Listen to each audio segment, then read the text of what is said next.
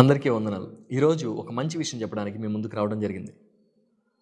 బైబిల్‌లో మలాకీ గ్రంథం 3వ అధ్యాయం 16వ వచనంలో ఈ విధంగా ఉంది.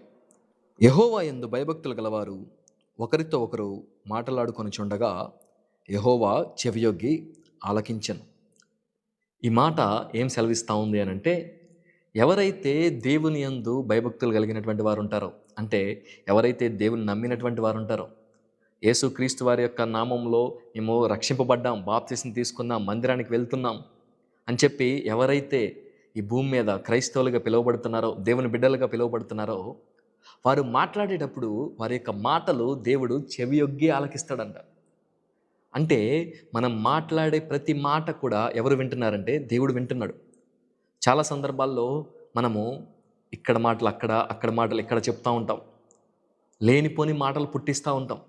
కొన్ని సందర్భాల్లో లేని దాన్ని కొత్తగా మనకు నచ్చినట్లుగా చెప్తూ ఉంటాం. కానీ బైబిల్ సెలవిస్తూ ఉంది, మనం మాట్లాడే ప్రతి మాటను కూడా దేవుడు వింటున్నాడు. మన దేవుడు చెవి కలిగినటువంటి వాడు.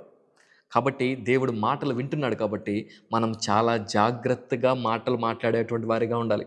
మన సంభాషణలో చాలా జాగ్రత్తగా ఉండాలి.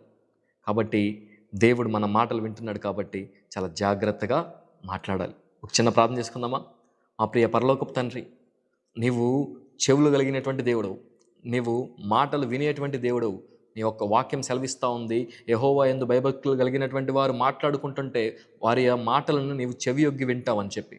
అవును తండ్రి, మేమందరం కూడా మా యొక్క జీవితంలో మంచి మాటలు మాట్లాడేటువంటి వారిగా ఉండటానికి, నీ యొక్క నామానికి మహిమ తెచ్చేటువంటి మాటలు మాట్లాడేటువంటి వారిగా ఉండటానికి సహాయమును దయచేయమని యేసయ్య అతి పరిశుద్ధమైన నామంలో అడిగి వేడుకుంటున్నాం పరమ తండ్రి. ఆమెన్.